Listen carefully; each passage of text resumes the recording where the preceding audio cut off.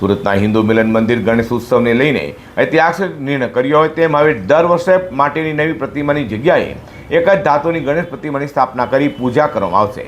તો પર્યાવરણ સંરક્ષણને સંદેશ આપતી આ પહેલ હવે સમગ્ર શહેરમાં ચર્ચાનું કેન્દ્ર બનવા પામી છે. ગણેશ વિસર્જન દરમિયાન નદી અને જળાશયોમાં થતા પ્રદૂષણને ઘટાડવાના હેતુથી સુરતના હિન્દુ મિલન મંદિરે અનોખી પહેલ કરી છે. હવે દર વર્ષે નવી માટીની પ્રતિમા બનાવવાને બદલે કાયમી ધાતુની શ્રી ગણેશ પ્રતિમાની સ્થાપના કરાશે અને એ જ પ્રતિમાની પૂજા અર્ચના થશે. આ નિર્ણય માત્ર ધાર્મિક પરંપરાને જાળવી રાખવાનો નથી, પરંતુ પર્યાવરણ પ્રત્યેની જવાબદારી નિભાવવાનું પણ છે. મંદિર ટ્રસ્ટનું માનવું છે કે ભક્તિ અને પ્રકૃતિનું સંરક્ષણ બંને સાથે શક્ય છે. આ પહેલ દ્વારા અન્ય ગણેશ મંડળો અને ભક્તોને પણ પર્યાવરણ મૈત્રી ગણેશોત્સવ ઉજવવાનો સંદેશ આપ્યો છે. હિન્દુ મિલન મંદિરના અધ્યક્ષ છું અને સુરત શહેર ગણેશ ઉત્સવ સમિતિની પણ હું અધ્યક્ષ છું, સ્થાપક છું.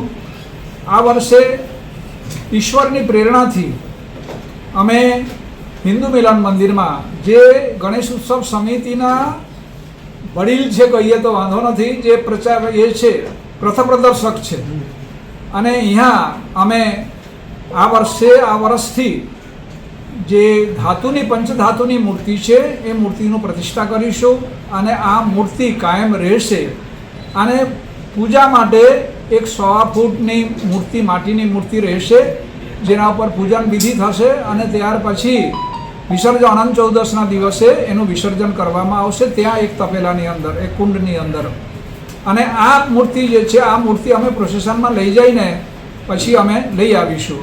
હું સુરત શહેરના જે ગણેશ સ્થાપકો મિત્રો છે, જે લોકો વર્ષોથી આ મૂર્તિઓની સ્થાપના કરે છે, જેની સંખ્યા લગભગ 80,000 થી 85,000 છે, તો આ આયોજક મિત્રોને હું અપીલ કરું છું, આપ પણ આ દિશા તરફ વિચારો અને આ પણ ધાતુની મૂર્તિની પ્રતિષ્ઠા કરો એવી અમારી બધા સંતોની લાગણી છે, જે વર્તમાન સમયને માટે અત્યંત જરૂરી છે. અને અનેક પ્રકારની જે સમસ્યાઓ છે એ સમસ્યાનું પણ એમનું સમાધાન થઈ જશે.